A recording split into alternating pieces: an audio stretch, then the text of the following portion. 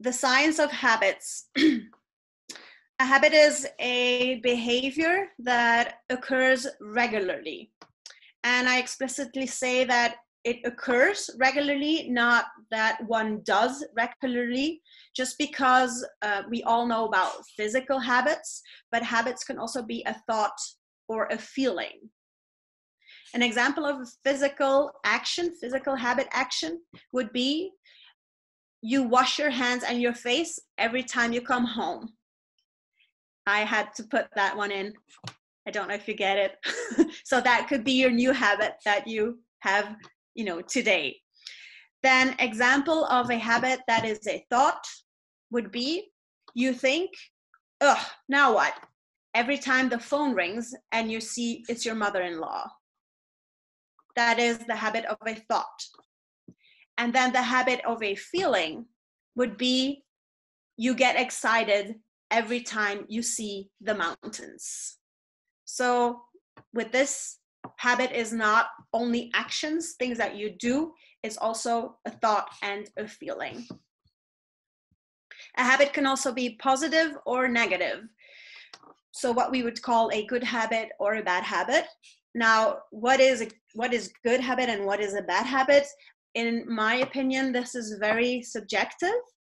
And an example would be someone who goes for a run 3 times a week. If you want to take a guess, is that a good habit or a bad habit? I know you can't reply right now. The right answer is, it depends. I will explain.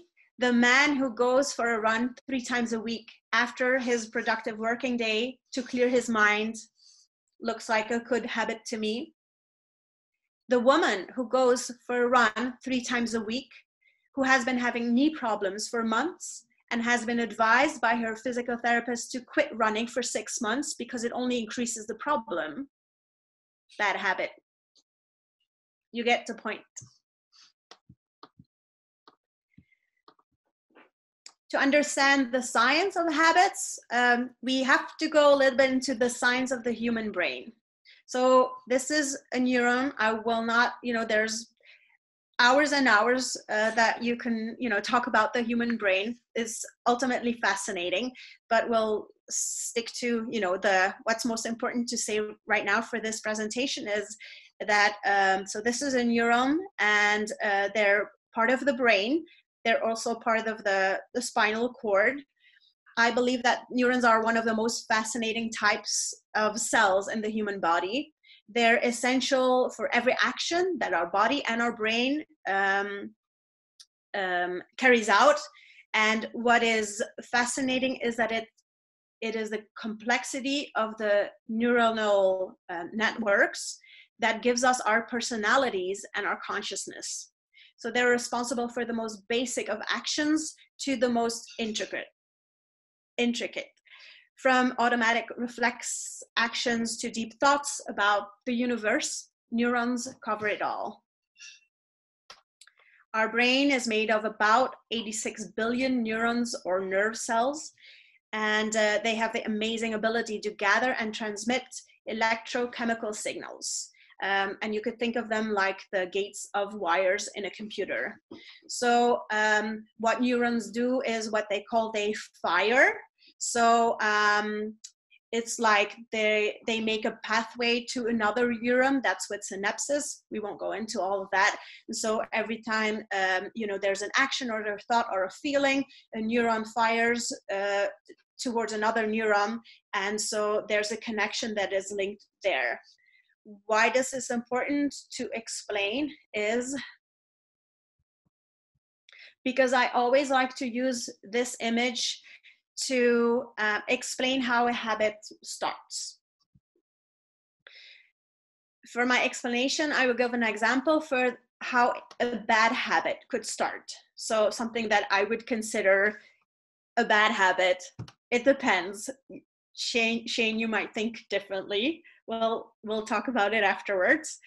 So this image that I'm going to use and several images is now to explain the bad habit that will start, but it works just the same for how a good habit starts.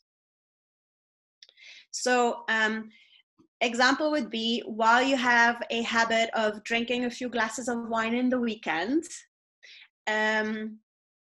you have never had a habit of drinking from Monday to Friday, for example. So you're not used to drinking during weekdays.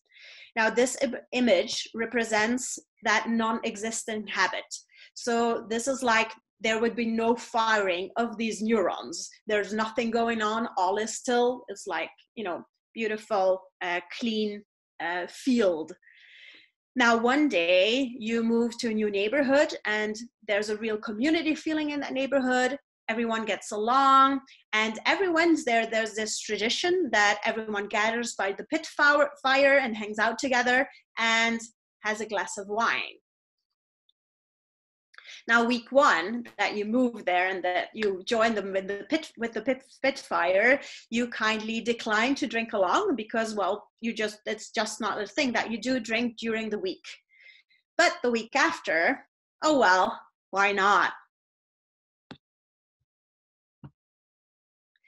And slowly, it becomes a habit of drinking on Wednesdays.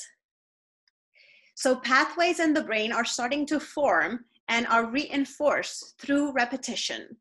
And in neuroscience, you probably have heard of it. You probably know it very well. This is called brain plasticity, also called, or more precise, synaptic plasticity. So then, as the bottle was not empty, you got to take it home from all the neighbors, and you didn't want it to go bad, so you had a glass on Thursday evening, and you finished the rest on Friday evening. Before you know it, the pathway in your brain goes from this, you know, you keep repeating that action, goes from this to this. And suddenly you are drinking every day of the week, a glass of wine. So there was nothing at first, there was no habit. And so something triggered it, that it is now a habit. And the trigger was moving to a new neighborhood and, you know, joining the community on Wednesdays. Now, you may ask yourself, can these pathways, can that be reversed? So going from this, you know, a paved or a concrete road, can it go back to that beautiful field? Yes, it can. So if you stop the habit, or just decrease it first and then stop the habit, there will, like, the grass will grow over it again, but there will always be that little, you know, you will always see a little bit where it was, but it can be reversed.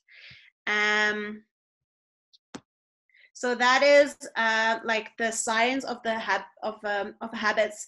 It's the neurons that fire together, and that's what's going on in your brain. And the best image to, you know, look at what happened is with that field, and then it becomes a road. That's the science of how a new habit starts. Now, the power of habits. So once you understand how a habit is formed, you can better understand that habits are the long hidden secret key to change. And the next thing we need to learn is, how do we change our habits? So that now that we understand this, how do we change it?